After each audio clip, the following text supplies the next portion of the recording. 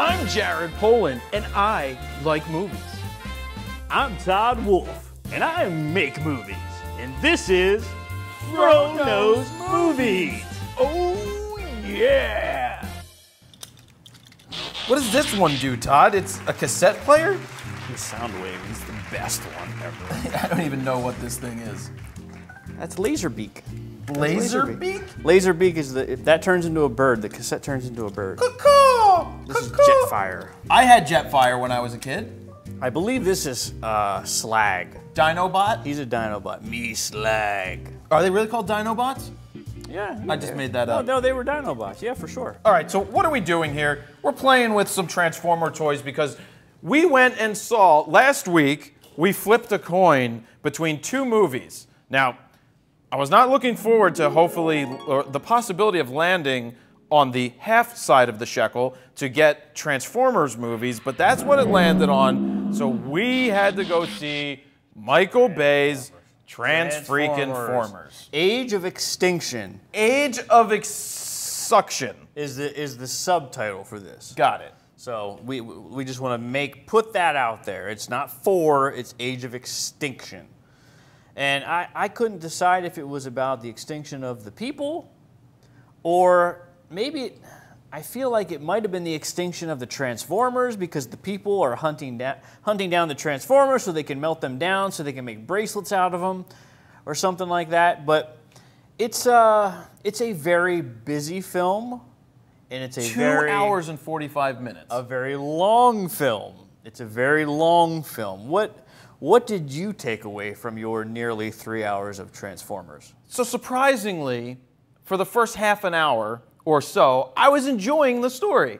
I thought it was cute. I thought it was funny. Look, I think we found a Transformer. I think we found a Transformer.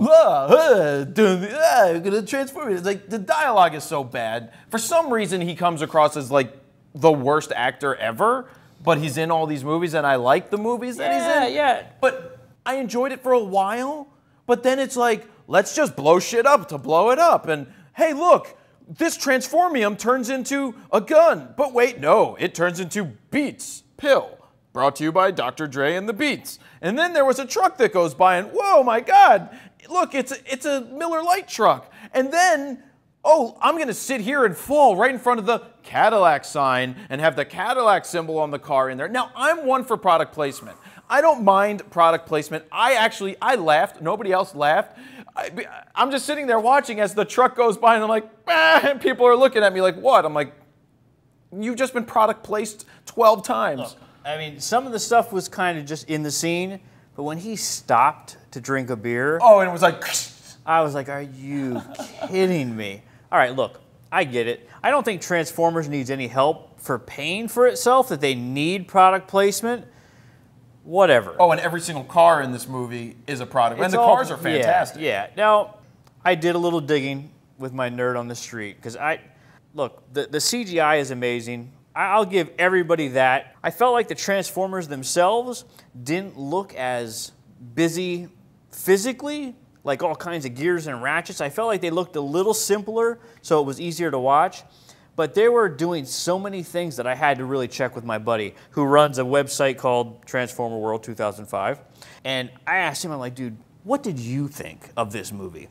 So come to find out that there are like 4 different major stories in this film that they've ripped from comics and different cartoons and things like that. So they literally just were like, yeah, that's a good idea, that's a good idea, that's a good idea. They're trying to appease fanboys with this film, but they're just shoving it together without any care if it makes sense. You want to know what I liked? What'd you like? I like the character, the sidekick that he has. Bumblebee? No. Oh, the mechanic. The mechanic guy who's TJ Miller. Is that his name? TJ Miller from Silicon Valley. Because he's in Silicon Valley, that's why I liked that part of the movie. He was great. He was funny as hell, and the daughter in the movie is not bad to look at either. But I don't care if she talks. Now, how about the boyfriend? He was Australian. He was a piece of cardboard. The boyfriend was so flat in this movie that I didn't care. I didn't care what happened. Now, they introduced dinosaurs, Dinobots in this movie, with no backstory. Well, there was a backstory. It started with the backstory. In the first 2 seconds of the movie... They did not. Well, not the Dinobots on how they got them. No, in the beginning of the movie, there's the seeds. And I get turning that. the world into... But that's another story. Oh, it is? The seeds is another story. But they didn't give any origin story to the Dinobots. Because as soon as I saw that happening, saw dinosaurs up the screen, I'm like, oh, cool. They're going to show the Dinobots' origin. Nope. Well, they did show an origin. They showed how they got there. They didn't show how the Dinobots came about at all, whatsoever. But let me just say this, first and foremost.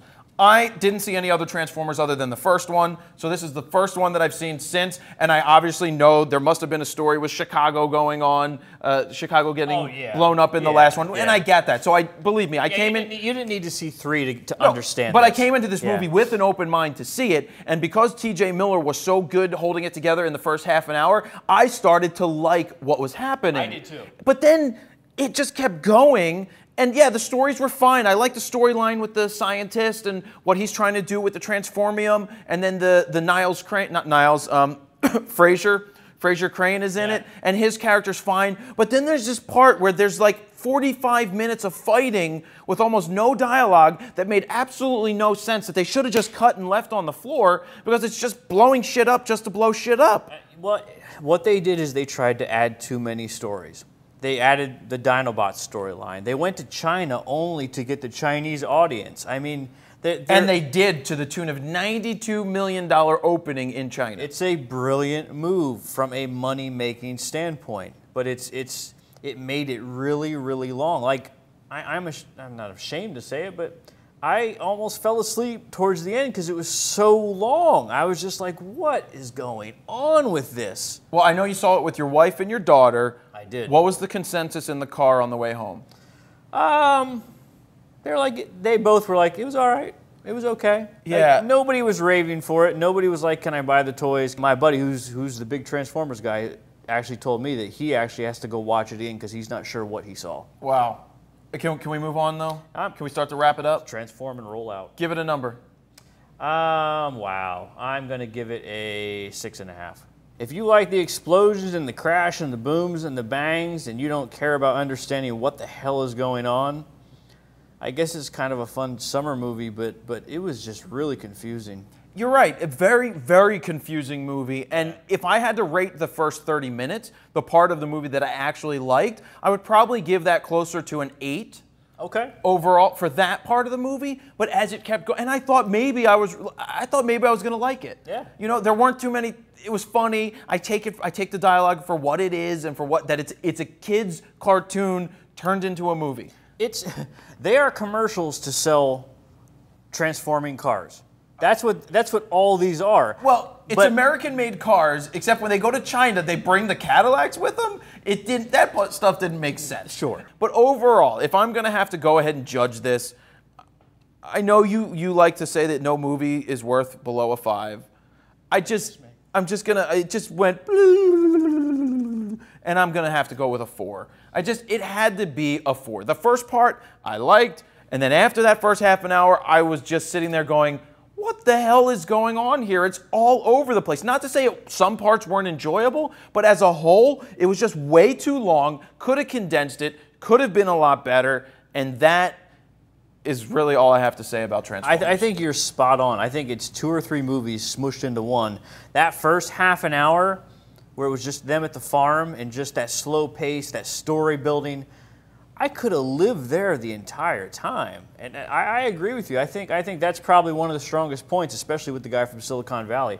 Couldn't agree with you more. All over the place. If you're a huge, ginormous Transformers fan, you've probably already seen the movie, and it is what it is. Again, it's a lot. Yep. So, again, what do you guys think? You saw it. If you did see it, what do you think about it? Is our take on it justified? Are we totally off base? Or do you kind of agree with us? Let's hear your thoughts. Leave comments down there on the YouTube or also on the Facebook. So if you like this little short segment, it came out of the big show. Yep, we do a big show, and if you want to see that, you can click up on the screen right now to check that out. And don't forget to subscribe so that you can be notified when new videos go live. That was awesome.